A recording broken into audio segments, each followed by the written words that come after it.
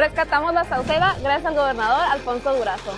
Y por eso te invitamos a celebrar con nosotros la inauguración de la primera etapa del Bosque Urbano La Sauceda, un espacio que estuvo abandonado por años y que ahora vuelve a la vida para todas y todos. En esta primera etapa rehabilitamos el foro al aire libre, el kiosco central, el humedal, la trotapista, juegos infantiles, el megajuego, los go-karts, el área de palapas, el minigolf, el andador principal, la caja de bateo y muchas cosas más. Y tendremos un gran evento cultural y musical. Y esto es solo el comienzo.